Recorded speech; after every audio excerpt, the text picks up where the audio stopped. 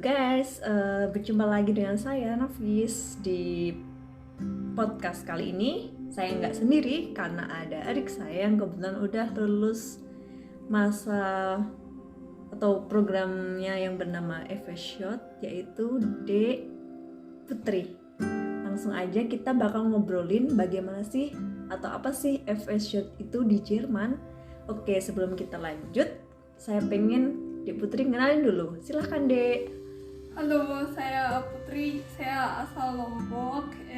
Orang Bali tapi lahir besar di Lombok. Sekarang saya udah Ausbildung di tahun kedua. Sebelum saya Ausbildung sebenarnya saya pernah FSHOT juga. Itu kebetulan saya tahu FSHOT-nya itu dari sekolah, karena sekolah saya di Lombok itu salah satu sekolah PAS. Mungkin pernah ada yang dengar sekolah PAS itu apa. Kalau yang belum tahu, saya jelasin dikit. Sekolah PAS itu kepanjangan dari Partnerschule. Jadi beberapa sekolah di Indonesia punya kerjasama sama Goethe Institute. Terus sekolah saya salah satunya. Jadi beberapa alumni dari sekolah saya kayak pernah ngasih seminar gitu, atau kasih informasi tentang apa itu FSHOT segala macam. Terus akhirnya saya coba buat ikut. Kebetulan setahu saya FSHOT itu program tahunan lah, bisa dibilang. Sebenarnya program ini atau program kerja sosial ini bukan buat orang luar doang, tapi juga banyak buat orang asli sini gitu, yang biasanya habis tamat sekolah nggak tahu mau lanjutin apa atau masih bingung gitu. Terus ya jadi ada banyak sekali bidangnya, tergantung maunya kemana gitu kan. Betul. Ya ada sebagian besar buat orang-orang luar kayak kita itu paling banyak diperlukan itu biasanya di panti jompo atau di bagian orang keterbelakangan mental. Ya cuman sebagian itu sih yang paling besar, atau ya di kindergarten, TK ya. Oh ya, untuk info juga, Dek Putri ini sekolah yang dimaksud adalah sekolah SMA yang ada di Lombok, dan yang sangat saya kagum juga, wonder gitu ya. Dek Putri ini lulus SMA langsung ke Jerman, itu kan suatu dulu di umur yang segitu saya nggak ada kepikiran berani ke luar negeri sendiri, tapi Dek Putri ini udah bisa atau berani memutuskan untuk mengambil keputusan untuk ke luar negeri. Apa sih Dek kira-kira yang menyemangati kok kenapa Jerman, dan kenapa kok berani di usia yang sangat muda dan mau ke abroad gitu, ke luar negeri? Gimana dulu ceritanya? Jadi sebelum saya FSHOT, saya pernah dapat stipendium, itu beasiswa. Sommerjugendkurs namanya. Karena sekolah saya sekolah PAS tadi. Memang tiap tahun bakal dikirim 2 siswa dengan nilai ujian A2 terbaik, 2 terbaik, itu dapat stipendium atau beasiswa ke Jerman selama 3 minggu. Jadi itu bakal dikumpulin beberapa siswa-siswa dari negara lain yang juga dapat stipendium beasiswa ini. Terus kebetulan karena senang gitu kan ya, 3 minggu di Jerman segala macam, terus kayak nggak terlalu culture shock, tapi kayaknya nggak sebagus ekspektasi saya gitu kan. Ya. Tapi berarti keren banget ya, diambil siswa dengan nilai A2 terbaik di sekolah ya? Iya. Terus itu digabungin dari seluruh Indonesia atau cuma dari 2 ini? Enggak seluruh Indonesia kan, di Indonesia itu ada beberapa sekolah PAS. Kalau nggak salah, nggak tahu sih berapa sekarang, dulu 10 tapi kayaknya udah lebih banyak sekarang. Jadi setiap sekolah 2 gitu. Oh, berarti jadi totalnya dari seluruh Indonesia 20-an, dan Dek Putri adalah salah satunya. Iya. Yang terpilih untuk ikut program ini ke Jerman selama 3 minggu ya? Iya. Itu waktu itu umur berapa? Itu umur belum 17. Belum 17 udah ke Jerman, keren banget.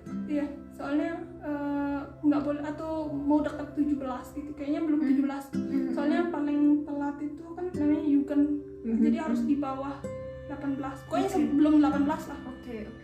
Dan waktu itu juga orang tua dengan mudahnya mengizinkan ya? Karena itu beasiswa, itu juga dapatnya dengan kerja keras gitu kan. Ya. Jadi ya diizinin, cuman pas setelah SMA ikut FSJ ini ya ngerayunya setahunan gitu. Maaf itu, aduh susah sih, maksudnya kan orang tua khawatir juga gitu kan. Tapi setelah dipikir-pikir, maksudnya karena kebetulan saya bersyukur banget orang tua saya itu orangnya open minded banget. Jadi dia percaya sama saya kalau apapun keputusan yang saya ambil itu terserah ke saya gitu. Karena yang bakal jalanin hidup itu kan saya sendiri gitu. Orang tua pasti nyaranin apa yang lebih baik segala macem, tapi melarang juga enggak gitu ya. Cuman ya udah kalau memang maunya itu nggak apa-apa gitu. Cuman ya harus hati-hati, harus sebelumnya gitu harus cari tahu dulu konsekuensinya apa, enaknya apa, nggak enaknya apa, tapi lebih dulu cari nggak enaknya gitu. Ya itu juga sering searching juga di YouTube juga, lagian kan banyak juga kayak cari tahu culture shock di Jerman apa segala macam. Karena kan budaya kita sama budaya sini beda banget. Ya. Penasaran lagi nih, di Lombok itu berarti kalau sekolahnya kerja sama PASH itu dia belajar bahasa Jerman dari SMA dari kelas 1 sampai 3 gitu ya? Iya, jadi dari kelas 1 karena sekolah saya bisa milih gitu kan, mau bahasa Jerman atau bahasa Jepang. Oke. Karena saya nggak ada niat buat belajar bahasa Jepang. Dengan Neue Buchstabe, alfabet gitu. Ya udah ngambil Jerman. Terus ada ekstrakurikulernya juga gitu. Itu nggak kayak frivillig, kayak sukarela ya.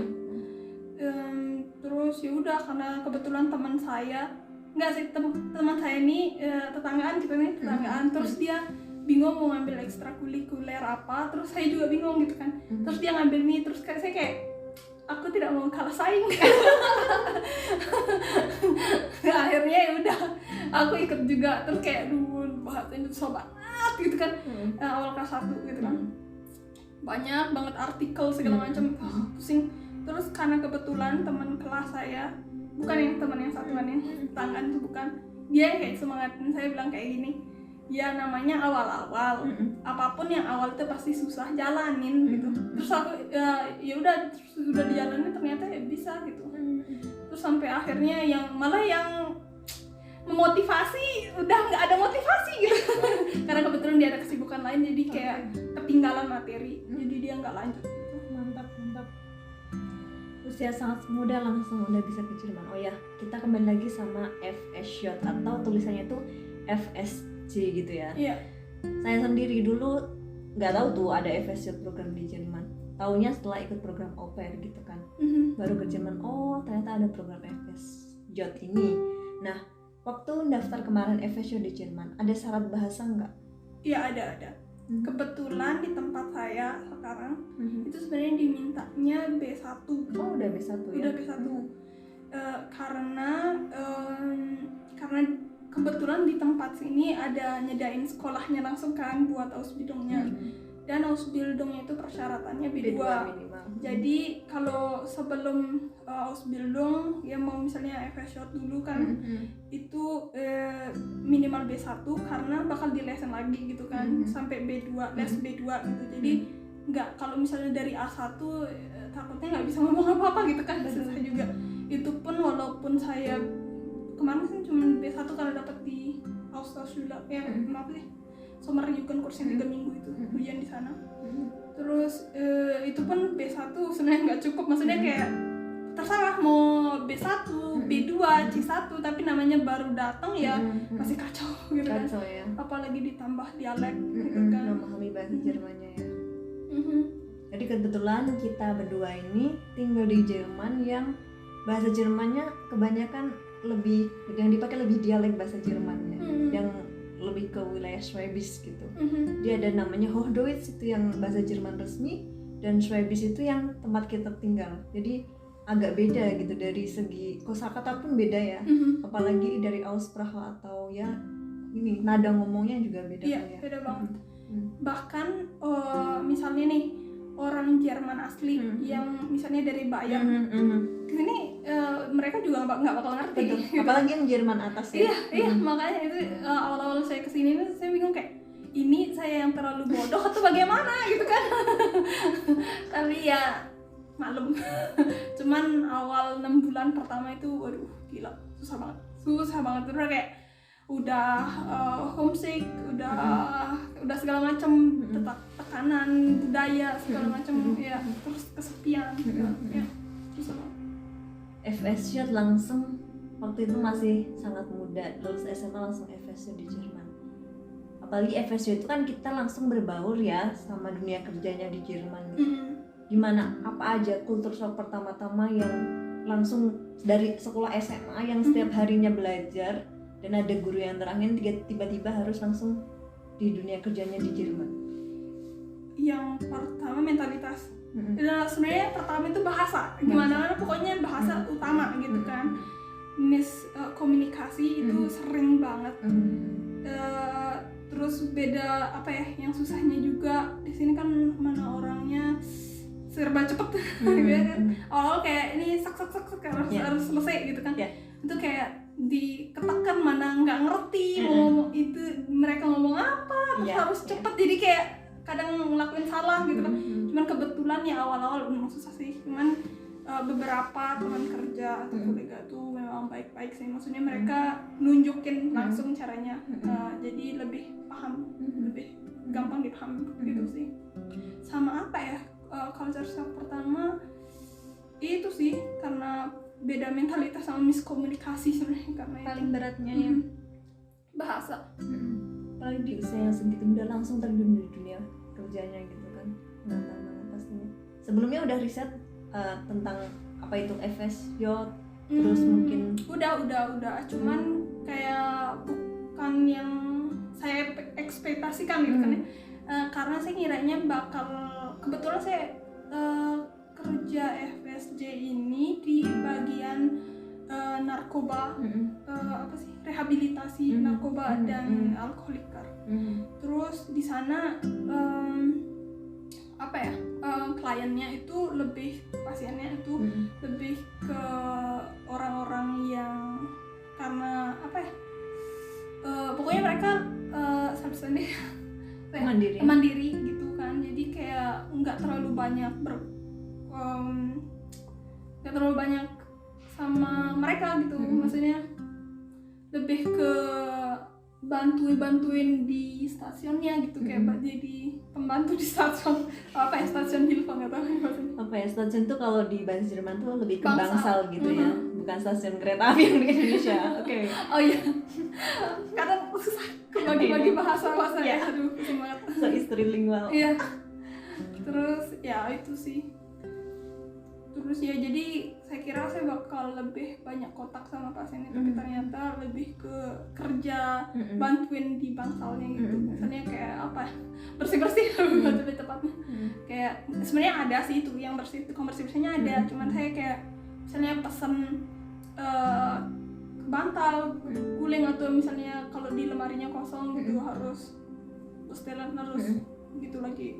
Tapi ikut ini nggak, kayak kan di pasien kan juga ada terapi macam-macam kan, ikut ngeliat-ngeliat itu nggak terapinya ikut. Awal-awal itu cuman kayak masak gitu kan, terapi masak, kayak bahkan memperhatikan tingkah-tingkah mereka gitu kan.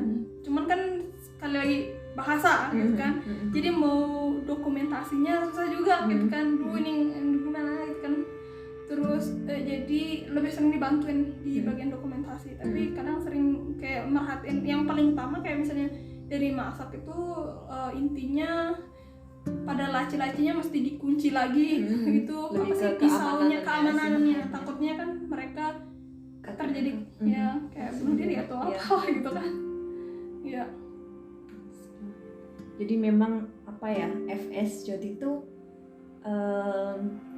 kalau di Jerman kayak semacam pengenalan di dunia kerja kali ya buat anak-anak muda, biar mereka tuh punya bayangan gimana nanti dunia kerja yang mereka pingini gitu kan ya. Jadi itu kesempatan luar biasa sebenarnya, sangat di Indonesia nggak ada gitu kan, sangat penting gitu. Jadi sebelum kita kerja di situ kita tahu kira-kira pekerjaannya kayak gimana gitu kan ya. Benar banget.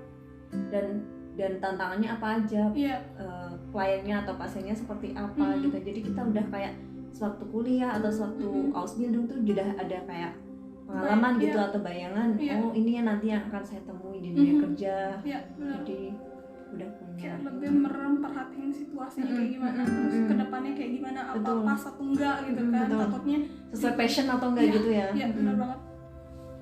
Terus gimana waktu awal-awal di FSU itu langsung klop gitu atau ada berapa lama untuk sampai adaptasi gitu?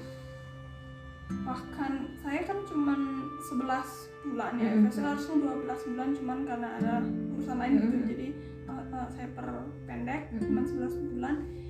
Itu pun maksudnya bisa dibilang nyaman kerja itu setelah 6 bulan pertama sih, karena bahasanya udah mulai lebih ngerti gitu kan, buat komunikasi juga lebih enak gitu, terus udah ngerti sifat-sifat teman kerja yang kayak gimana gitu kan. Jadi ya 6 bulan pertama sih menurut aku. 6 bulan pertama. Terus kalau ditanya masih homesick nggak? Kalau jelas. Ini udah berapa tahun berada di Jerman? Ini udah 2,5 tahun. 2,5 tahun. Kalau ditanya masih homesick masih ya? masih banget. Betul, tapi syukurnya kemarin ada kesempatan buat pulang. Jadi tahun kemarin bulan November buat pulang, jadi ya udah terobati lah sedikit. Masih ini nggak ada shock culture gitu nggak? Untuk sekarang enggak, karena udah kayak ya udah biasa orang kayak gitu, udah kenal gimana ya sifat-sifatnya, udah kenal situasi, jadi kayak ya mereka kayak gitu kayak gitu udah tahu lah. Berapa lama berarti masa shock culture-nya? Apa ya, lumayan sih, kayak dari 6 bulan setengah setelah Ausbildung, jadi 1 tahun setengah gitu. Karena kan dunia Ausbildung dan dunia FSU beda banget, jadi tahu karakter sekolah kayak gimana, karakter di tempat kerja gimana gitu kan, beda banget jadi murid kayak gimana gitu. Jadi kayak lebih mengenal lebih itu, jadi 6 bulan setelah sekolah. Memang tantangannya itu kalau di tempat yang baru gitu ya, kita semua dari nol, dari nol gitu ya. Tapi itu yang bikin membuat kita menjadi tertantang, lebih tangguh gitu. Kalau sama makanan gitu masih suka homesick? Ya itu mohon maaf, saya memang tiap hari makannya nasi gitu kan. Pernah ditanya gitu sama teman kerja, kamu makannya tiap hari nasi? Iya nasi, kok bisa? Mohon maaf, saya mau nanya balik, sopan gak sih? Kok kamu bisa tiap hari makan roti gitu? Karena mau nanya balik takutnya gak sopan gitu. Iya tetap sih, sambal juga ada. Kalau ditanya nasi sama sambal, yang paling susah move on yang mana? Sambal. Sama. Oke, interesan, sangat menarik sekali obrolan kita tentang FSU dan Ausbildung. Terus coba tadi kalau ada yang tanya gitu ya, apa bedanya FSU sama Ausbildung dari segi culture-nya tadi, dari segi apanya ya? Persamaannya dan perbedaannya. Ya boleh. Gimana? Persamaannya susah, sama-sama susah dibahas lah. Oke. Perbedaannya kalau Ausbildung lebih banyak, lebih berat, jauh lebih berat menurut saya, karena kan dituntut nilai, terus belum lagi kerja di tempat-tempat di bidangnya beda-beda, harus menyesuaikan lagi gitu kan. Kadang kayak di tempat ini udah 3 minggu langsung pindah lagi tempat lain 3 minggu, jadi kan belum perkenalan sama teman-teman kerjanya, situasi tempat kerjanya gimana, belum terlalu paham juga gitu kan, lagi sama pasiennya ya. Iya benar, itu sih. Kalau di FSJ kan orangnya tetap kerjanya tetap, kecuali kalian ada masalah ya udah pindah ke tempat lain gitu kan. Tapi situasinya kan lebih ke rasa kekeluargaannya jauh lebih erat di FSJ. Oke, ya karena dia lebih lama juga ya. Terus kalau ada yang tanya, susah nggak sih FSU di Jerman tuh? Untuk saya pribadi, susah di mananya dulu? Ya kalau ada tanya kan orang apa biasa tanya ya. Susah nggak kalau mau ikut FS di Jerman itu? Susah nggak? Apa aja yang dipersiapin dulu? Atau berapa lama bikin visanya dan lain sebagainya? Jadi awal-awal cari, yang penting itu siapin mental dulu. Maksudnya jangan lihat Instastory orang gitu kan, jadi kayak lihat enaknya doang gitu kan ya, atau YouTube gitu, di Jerman tuh kayak gimana gini. Cari informasi dulu sebelum persiapin dokumen. Lebih baik cari informasi gimana nggak enaknya dulu, terus kira-kira siap nggak gitu kan. Terus persiapan setelah itu persiapan bahasa langsung ya waktu itu ya? Iya, karena saya kebetulan udah di sekolah, jadi nggak terlalu sih, maksudnya nggak terlalu perlu ekstra kursus atau gitu, saya nggak perlu gitu kan. Terus kalau misalnya udah ada minimal lah sertifikat A2 di tangan, ya udah bisa gitu kan buat ikut FSJ. Dulu ngajuin visa berapa lama? Visa itu drama lagi tuh. Drama visa, udah namanya visa tuh, udah horor banget ya. Iya, bener banget. Tapi itu kalau visa sih dibilang kayak untung-untungan gitu. Beda-beda. Jadi kalau misalnya udah mulai daftar, dokumen udah mulai daftar, udah dapat kontrak, baru visa. Atau saya harus rinciin dulu gimana pendaftaran segala macam. Boleh. Jadi untuk misalnya bahasa, ya kayak step-stepnya dulu lah, dulu kamu gimana gitu. Awalnya siapin mental, kedua itu bahasa, kalau udah ada sertifikat di tangan udah aman berarti. Ketiga itu cari tahu informasi apa aja dokumen yang diperluin buat pendaftarannya. Kebetulan saya pakai agen karena males juga ya. Kemarin kan saya masih SMA gitu kan, 3 SMA, awal-awal 3 SMA, jadi kayak males ribet sekolah segala macam, jadi pakai agen. Tapi sebenarnya nyesel itu sih. Nyeselnya karena sebenarnya nggak ribet gitu, maksudnya ya lumayan sih ribet, untung-untungan. Jadi sebenarnya dokumen yang diperluin itu surat motivasi. Kayak kenapa sih kamu itu mau ikut FSJ segala macam, harus diutarakan di surat motivasi itu. Terus biografi juga, terus itu biodata gitu biodata, biodata singkat gitu ya, iya, satu lembar kayak misalnya gitu. nama, tahun lahir segala macam, pernah kerja apa aja, sekolah di mana aja gitu. Lebih bagus lagi kalau misalnya pernah praktek ikut sosial, misalnya pernah sosial nggak tahu praktek di panti jompo atau di kindergarten atau di TK gitu kan, juga nggak masalah. Soalnya saya kemarin juga pas libur SMA itu 2 minggu praktek di panti jompo gitu kan, pengen tahu aja. Udah, terus itu diterjemahin juga bahasa Jerman. Terus surat motivasi, bikin paspor, kalau misalnya udah ada ya udah aman gitu kan. Udah itu aja sebenarnya, cuman fotokopi paspor, terus itu surat motivasi, biodata, terus bahasa, sertifikat bahasa. Seingat saya cuman itu sih. Oke, terus waktu kan kita ngasih kontak setelah kita punya data-data kita itu kan kita kayak bewerben ya, kita melamar ke tempat-tempat yang pengen kita jadiin tempat FSJ. Berapa banyak kemarin lamarnya? Itu bukan saya sebenarnya, si agen tuh. Karena buat apa saya bayar, itu udah mahal gitu kan. Terus ada wawancara gitu nggak? Ada, itu berapa kali wawancara kayak. Tapi sebenarnya saya cuma dapat 2 tawaran wawancara, enggak sih banyak, cuman yang pas wawancaranya cuma 2 tempat, cuman satunya ada bermasalah gitu lah, kayak di PHP. Ya. Terus akhirnya yang batal, cuma 2 kali interview, tapi dua-duanya ngambil sebenarnya. Oke, pakai Skype berarti ya? Pakai Skype. Oke, setelah dapet Cusagen atau Iya, terus kalau misalnya udah selesai, dokumen udah lengkap nih, udah mulai ngelamar di tempat-tempat yang dimana kalian mau, terus ada dapat Rukmeldung, ada balasan, feedback gitu ya? Iya. Udah dapat balasan, terus katanya ya udah saya mau interview sama kamu. Kita interview lewat Skype segala macam, tergantung maunya di mana gitu kan.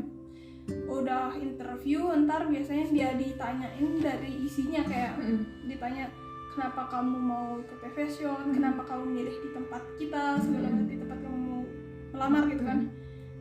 Terus kayak sekolah kamu di mana, segala macam, setelah FSJ mau ngapain, itu yang penting setelah FSJ mau ngapain pasti ditanya. Ya. Terus ya kalau misalnya mereka tertarik, mereka langsung bilang kalau pengalaman saya kemarin, mereka bilang ya ntar kontraknya saya kirim segala macam. Udah terus kayak tunggu kontraknya udah jadi.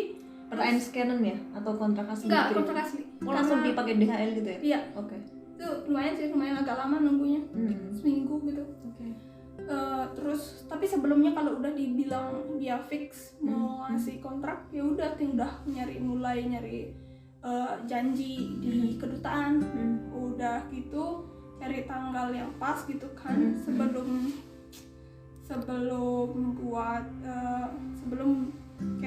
mulai si FSD-nya itu, yang paling enggak sebulan sebelumnya gitu kan. Udah gitu tinggal itu di websitenya kedutaan Jerman di Jakarta itu lengkap banget, kalian bisa cari, itu udah terperinci banget apa yang kalian perluin, tinggal buka aja kedutaannya di website kedutaannya. Terus drama visa aduh tuh tricky. Nggak tahu tuh, kembali ke keberuntungan seseorang masing-masing. Kebetulan ada teman saya, kakak kelas saya, setahun sebelum saya, dia udah berangkat duluan ke Jerman. Karena dia, makanya saya juga ke Jerman. Ya, terus dia cuma nunggu setelah apply visanya, dia cuma tinggal perlu 3 hari udah dibilang visanya selesai, udah tinggal ambil. Enak gitu kan. Itu kayak kembali ke masing-masing. Bahkan ada yang cuma 1 hari nunggu. Oh ya? Iya, ada. Jadi itu kayak kalau saya agak drama juga, nunggu kayak semingguan gitu. Karena kebetulan saya tinggalnya di Lombok, jadi konsulat yang paling dekat Bali ya? di Bali. Saya ngambil visanya di Bali karena Jakarta jauh kan. Ribet, nggak punya siapa-siapa, nggak kenal siapa-siapa juga sana. Udah gitu, udah ngambil di Bali. Drama di sana tulisannya Ausbildung. Oke. Terus saya mau fashion. Udah nggak enak feeling. Tapi kontraknya udah dapet yang fashion? Udah dapat. Jadi bukan salah saya, salah kedutaan. Kedutaan Jakarta ya? Kedutaan Jakarta yang salah. Kayak ini kenapa Ausbildung tulisannya? Terus akhirnya udah di perjalanan saya dari Bali ke balik lagi ke Lombok. Itu udah di kapal, saya pakai kapal itu kan 4 jam ya. Udah mau nyampe Lombok, kayak udah 3 jam perjalanan, udah tinggal sejam nyampe gitu kan. Feeling saya udah gak enak. Akhirnya saya nelpon ke kedutaan, terus saya Jakarta? Saya cerita ini kok Ausbildung segala macam. Terus dari kedutaan bilang suruh balik lagi ke Bali dong. Itu parah banget. Itu udah kayak, terus gimana? Ya campur aduk, kayak kasihan orang tua saya karena kan kebetulan saya diantar sama bapak saya. Jadi kayak capek banget kan, terus perlu balik itu aduh pusing. Belum lagi karena kebetulan saya nunggunya semingguan atau berapa minggu gitu ya, nunggu visa saya. Tapi syukurnya diizinkan, maksudnya visanya jadi gitu kan, diterima. Terus tapi kan tetap gitu kan deg-degan ya pasti nunggu itu dikabulin apa enggak gitu ya. Itu kan itu udah kayak aduh, kayak lagi kocok arisan.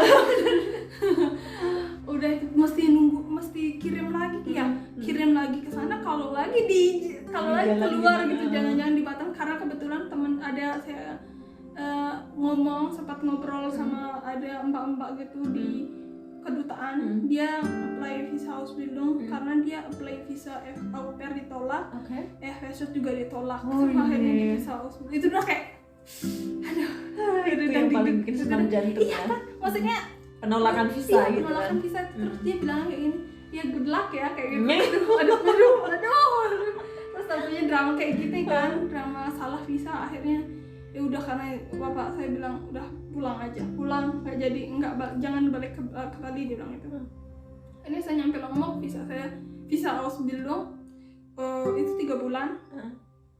Terus akhirnya saya nelpon pihak di sini tempat saya kerja FSJ itu. Terus dari direkturnya bilang gini, saya terhubungin di kantor imigrasi di Jermannya itu yang bertanggung jawab gitu kan. Akhirnya dari tempat kerja saya nelpon ke kantor imigrasi di sini. Mereka bilang nggak apa-apa karena itu toh juga visa cuma sementara 3 bulan. Kalian kan saya kan FSJ-nya ya harusnya 12 bulan gitu kan. Jadi kan ujungnya juga bakal dapat Aufenthalt gitu kayak KTP. Iya benar-benar. Ya itu kan bakal di sananya bakal diganti jadi bukan Ausbildung tapi jadi FSJ. Jadi kayak dari pihak si Jermannya nggak masalahin. Terus tapi kedutaan, saya telepon kedutaan jelasin juga tetap harus balikin gitu kan. Aduh pusing banget. Sedangkan itu saya belum beli tiket loh. Harusnya 2 minggu setelah itu saya harus udah mulai kerja gitu kan. Itu kayak belum beli tiket segala macam, visa masih bermasalah gitu kan.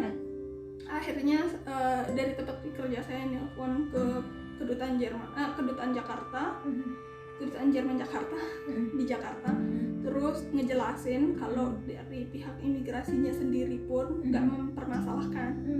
Akhirnya dari kedutaan Jerman di Jakarta bilang ya udah kalau misalnya dari kantor imigrasi di sini nggak masalah gitu, ya udah kita nggak bertanggung jawab gitu katanya. Tapi ya udah kamu bisa pergi, tapi kami nggak bertanggung jawab gitu katanya kalau misalnya di sana nantinya siapa tahunya bermasalah. Ya udah tapi ternyata oke aja.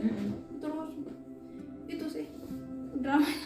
Terus ya udah beli tiket juga harganya 2 minggu sebelumnya lagi kan. Dulu itu September high season kan. Orang pada pulang dari orang Jerman yang liburan ke Indo kan pada balik gitu kan. Itu harganya waduh sampai 1.000 euro ya? Iya enggak hampir loh.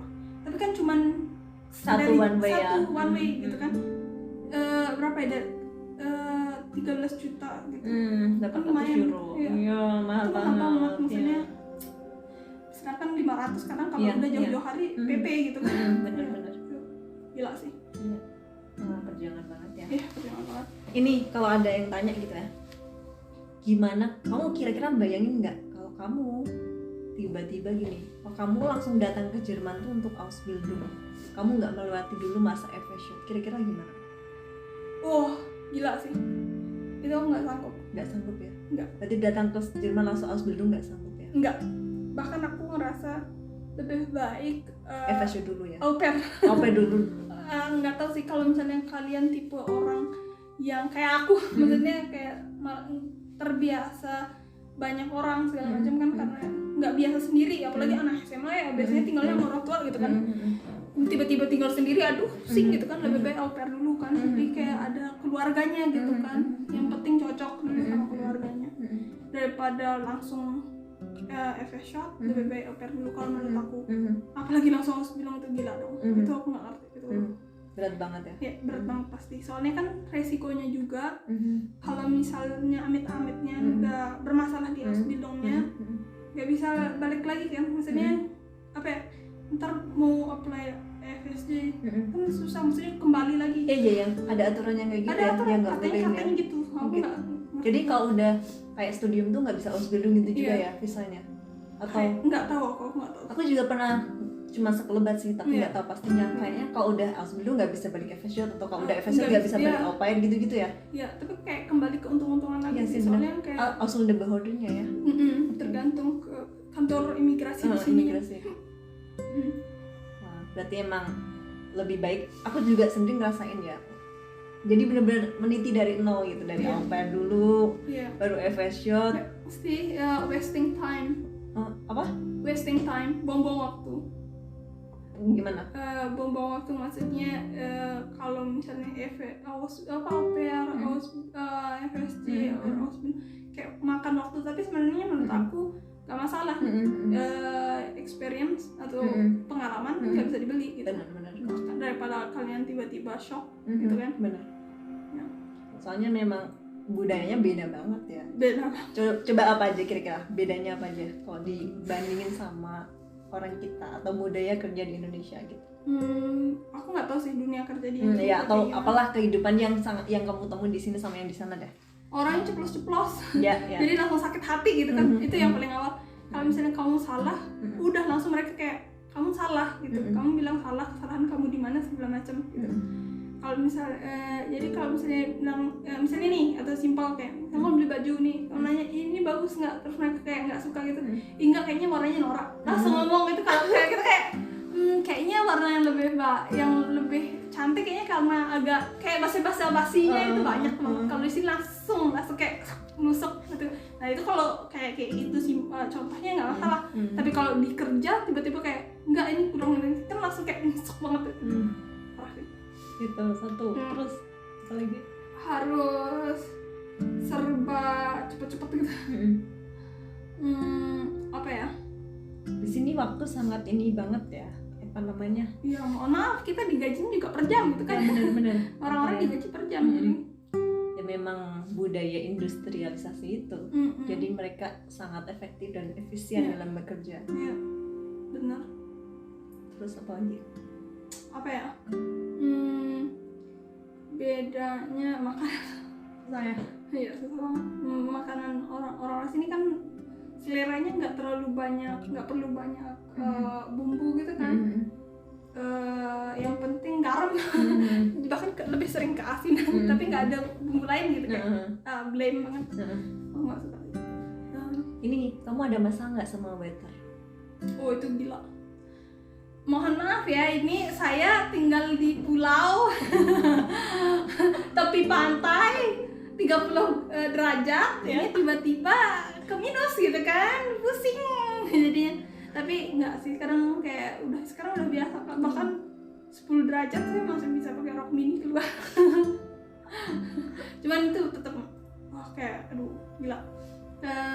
Cuaca nggak suka sih, terlalu dingin gitu. Jadi mesti pakai jaket tebal-tebal, ribet banget. Terus dinginnya lama banget ya? Iya lebih banyak dinginnya lagi. Selama 12 bulan, ya panasnya juga 3 bulan gitu. Pas Juni, Juli, Agustus. Misalnya udah. Itu kan kadang hujan di bulan itu ya? Itu kan itu kayak bener, percaya deh. Cuaca itu menentukan mood. Semangatnya. Apa ya? Mood itu suasana gitu kayak suasana hati kayak semangatnya atau letoy atau apa ya malesnya gitu ya. Iya gitu ya. Kalau misalnya nggak ada matahari itu rasanya kayak depresi, males, cepet emosian. Bener. Itu ternyata saya kira kayak awalnya aduh hoax paling ya, tapi ternyata beneran.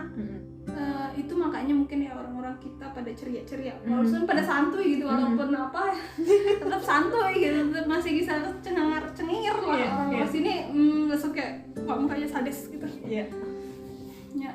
Kan ada itu nama penyakitnya, winter apa gitu ya, lupa. Seasonal depression atau apa gitu. Hanya aku lupa sih. Tapi kan secara biologis juga ada gitu kan. Secara biologisnya juga ada gitu kan. Iya. Vitamin D kurang, vitamin D mahal. Hormon serotonin. Pembawa kebahagiaan ya. Dari coklat juga bisa didapat. Iya benar-benar. Oke. Terus nih pesan buat teman-teman yang pengen FS ke Jerman apa? Atau yang pengen Ausbildung ke Jerman gitu apa? Persiapin mental dan bahasa. Mental tuh contohnya gimana sih? Kalau maksudnya tahan banting ya. Iya. Pertama harus sak gitu. Jangan cepet sakit hatian kalau misalnya. Itu tahan emosi lah. Maksudnya yaudah karena kadang berdebat sama orang ini nggak bisa berdebat sama orang sini serius. Mereka itu tetap maunya menang, tetap mau menang. Jadi itu susah banget walaupun mereka salah. Ya udah ngalah aja gitu. Padahal saya bukan orang tipe pengalah gitu, cuman malas gitu kan ya, daripada cangkencong lebih baik ya udah gitu. Oke. Terus harus kuat jalan. Oke. Saya itu di 100 meter udah pakai motor, tapi di sini aduh berjalan berkilo-kilo gitu kan, lebay. Tapi ya lumayan, maksudnya kayak sekiloan sekali jalan balik udah 2 kilo kayak itu. Saya saya nggak mustahil banget kalau di Indo kayak gitu tuh jalan kaki segitu, mustahil gitu kan. Jadi di Eropa tuh memang banyak tempat yang mengharuskan kita untuk berjalan. Iya. Nah, ini kan mau ke bus halte aja harus jalan juga gitu kan.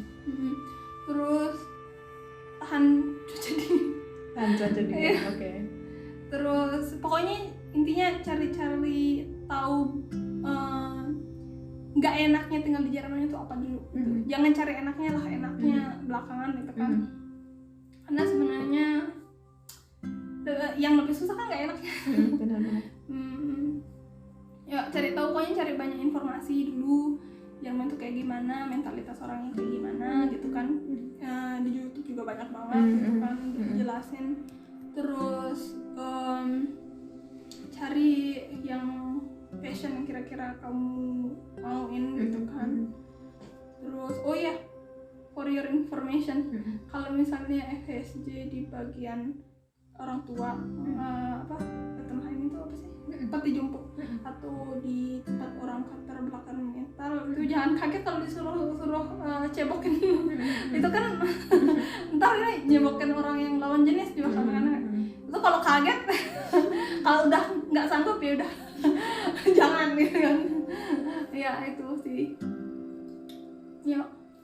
Ada tips nggak kalau udah mereka udah dapat semua visa dan lain sebagainya, packing barang-barang penting yang sebaiknya dibawa ketika ke Jerman? Obat yang bakal dirindukan dari hemat uang atau Indonesia itu apa aja biasanya?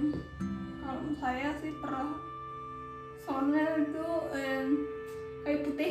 Ya, kayu obat putih. Pokoknya obat-obatan yang misalnya kalian lebih prefer ya. Ya kalian misalnya nggak tahu punya penyakit mah atau apa kan, takutnya di sini mau beli obat nggak tahu, takut di apoteknya di mana nggak tahu, mau ngomongnya susah gitu kan. Paling nggak bawa sedikit aja gitu buat jaga-jaga. Not for ya, atau keadaan darurat ya. Iya benar. Terus salon pas. Oke. Itu kadang kalau pegal-pegal banget. Nah di sini nggak ada, minyak kayu putih juga nggak ada di sini. Ya, fresh care, aduh. Saya tolong diiklankan dong. Canda. Terus apa ya, makanan kayak bumbu jadi nggak tahu bumbu rendang atau bumbu apa. Kalau misalnya tidak ahli memasak seperti saya yang memalukan sekali gitu kan, masak air atau masak nasi ya dulu itu yang masak nasi. Oh iya bener, masak nasi alarmnya bunyi alarm kebakaran. Itu terus kalau lebih baik belajar masak dulu deh di Indo. Bener ya, belajar masak dulu, belajar masak nasi. Kalau tetap nggak bisa, udah bawa magicom kecil kayak saya, tapi lebih baik nggak usah, soalnya bisa beli di sini lah. Di sini beli online gitu juga ada. Udah belajar masak pakai panci dulu untuk berapa hari, berapa minggu, ntar beli online di sini.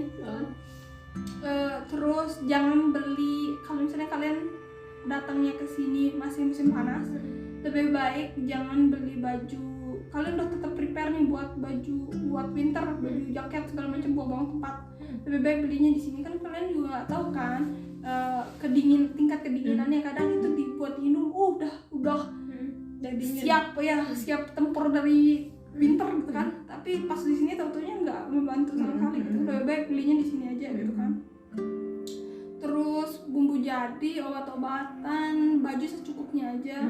Kan di sini juga baju juga nggak terlalu mahal lah, maksudnya hampir sama gitu loh. Apalagi belinya salah musim, justru lebih murah. Terus alat tulis di sini jarang mahal banget. Pulpen 1 euro, gila. Saya makanya kemarin belinya langsung di Indo 5 pak gitu kan. Di sini jadi 60 gitu kan. Ada di sini, mohon maaf, di sana cuma kayak 180.000 gitu.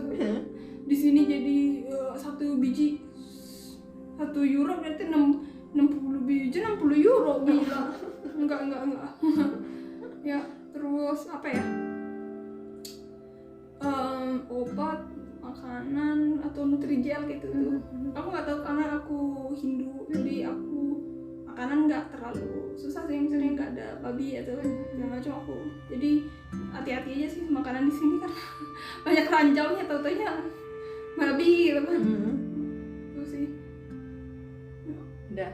Terus kalau ditanya dokumen okay. tapi Ya penting banget itu. itu. Kayak misalnya ijazah, terus Geburtsurkunde itu apa sih?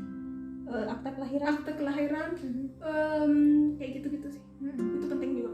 Oh ya, jangan lupa di bawahnya ditaruh di kabin pesawat, jangan ditaruh di bagasi pesawat.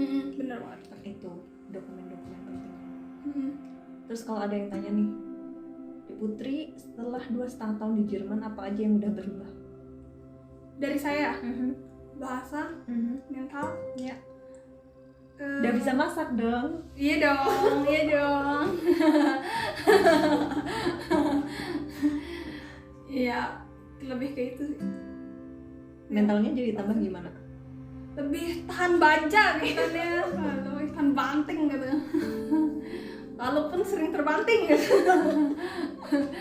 Ya setidaknya itulah, udah jadi kayak nggak terlalu shock banget. Kayak masa-masa paling sulit itu awal-awal datang ke Jerman karena nggak sesuai ekspektasi. Karena pas program beasiswa itu kan kayak semua diorganisasiin, semuanya udah diurus gitu kan, kita cuma bawa degree doang gitu kan.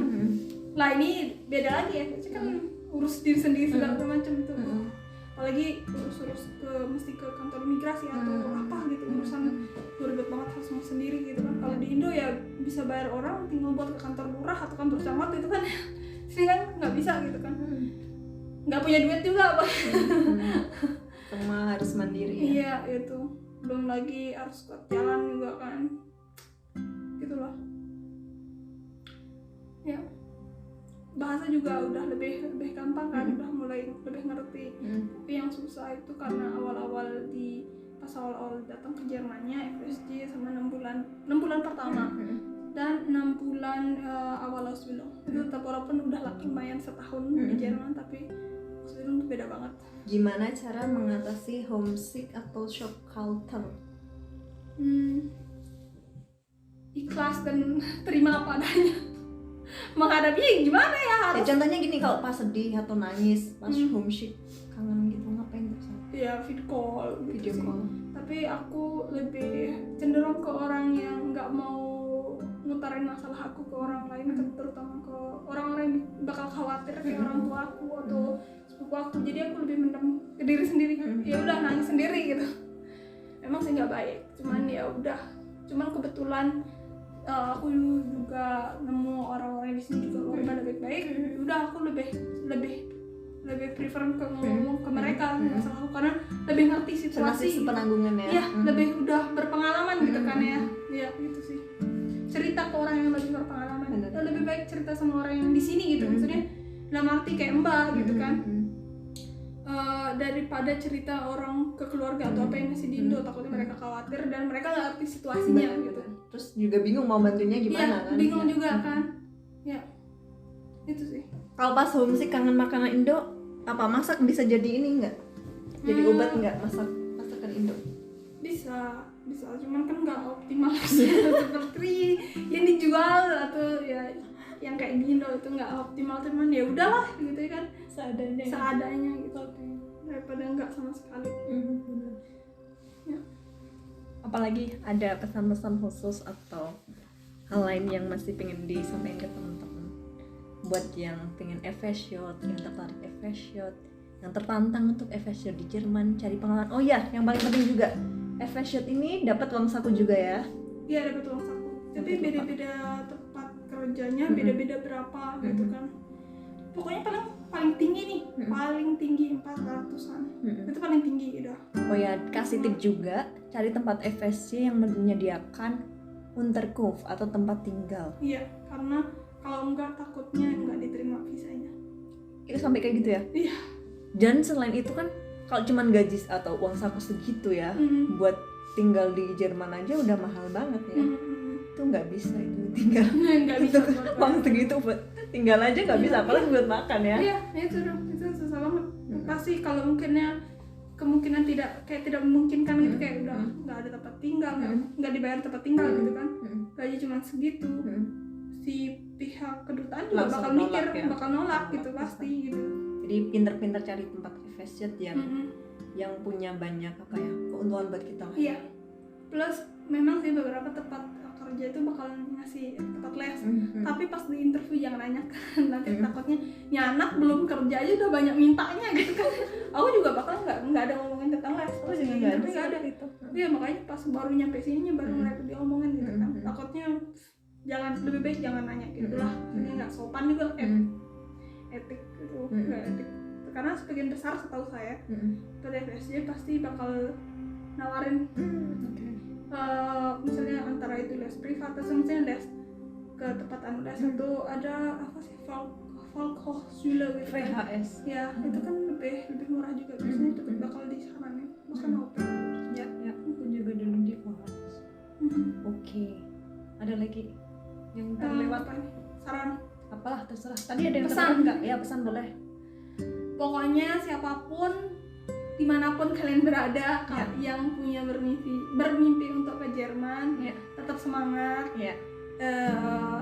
cari informasi sebanyak-banyaknya, yakinkan diri sendiri, bakal siap atau enggak, soalnya kadang nggak segampang yang kalian pikirin. Kebetulan saya pernah nyesel, datang ke Jerman. Saya pernah nyesel di awal-awal Ausbildung itu karena saya kan tamat SMA, belum nggak ada ijazah kuliah, ya segala macam kan.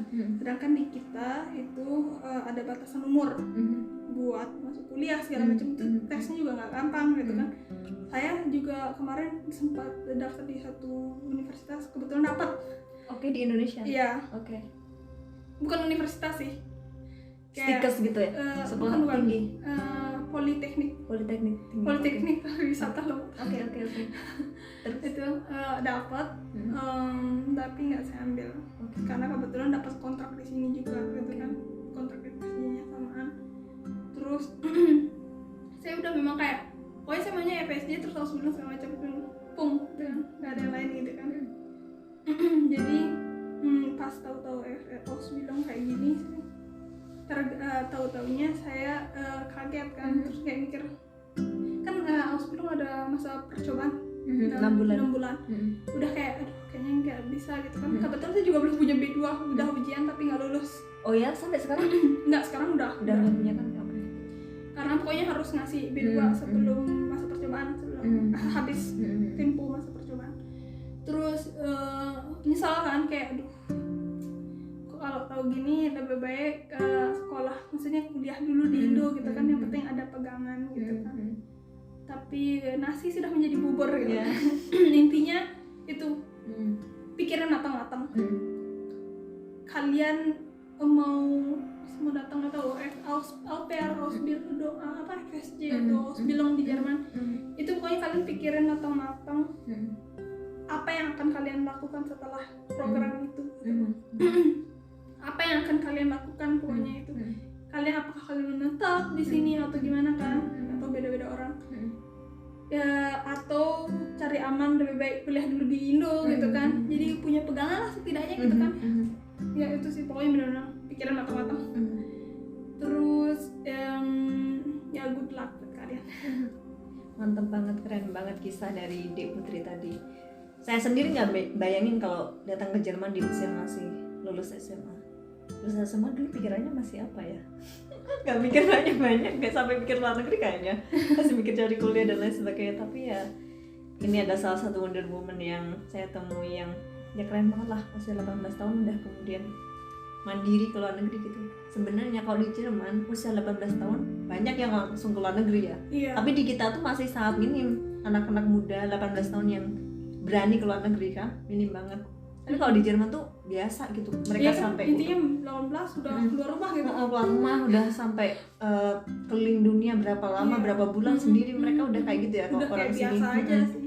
Tapi kalau di kita tuh bener-bener kayak dunia yang masih sangat minority, orang masih sangat minoritas yang berani mengambil keputusan hidup untuk melakukannya, dan aku sangat salut sama kamu. Dan aku pikir dari segi kedewasaan menurutku lebih dewasa gitu daripada orang-orang di usiamu gitu kan, karena udah sampai di sini survive sendiri semuanya, manajemen semuanya, keuangan, makan dan lain sebagainya. Itu kan apa ya, jadi nilai plus gitu yang bisa buat nanti kamu ke depan di kehidupanmu itu apa ya, fortel atau menjadi apa ya sisi positifnya gitu.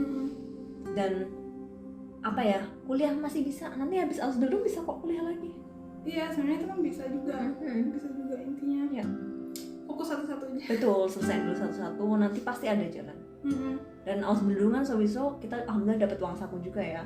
Dan nanti ketika kita udah lulus bisa juga langsung kerja kan, dan kerja kan juga bisa nabung buat kuliah juga kan. Benar. Soalnya kan kalau sekarang katanya kalau orang yang dari luar gitu kan harus depositnya minimal juga 10.000 euro ya, kan.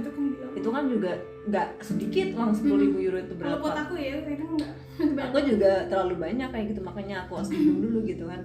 Jadi memang kadang tuh jalan untuk mencapai cita tuh zigzag gitu, kadang nggak selalu lurus. Jadi jangan patah semangat dan tetap tetap semangat mencapai cita-cita, meskipun walaupun ibaratnya kita udah banyak jalan turun lika-likunya, tapi kok masih belum sampai gitu ya. Ada untungnya, banyak yang bisa dilihat. Bener. Kalau lurus sih udah cuman karena itu aja gitu. Kalau banyak lika-likunya jadi lebih banyak yang udah dilihat, udah tahu lebih banyak kan. Bener, itu salah satu keuntungan ya, pengalaman tuh memang guru yang luar biasa.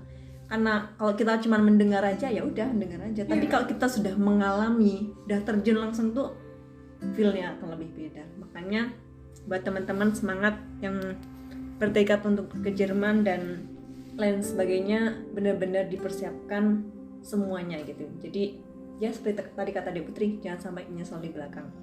Oke, sekian dari kita ya. Iya. Di sini masih winter, masih banyak salju di luar dan Grüße. Saya bakal tidur juga. Grüße aus Deutschland dan ya salam hangat dari Jerman yang meskipun sedang winter di luar sana.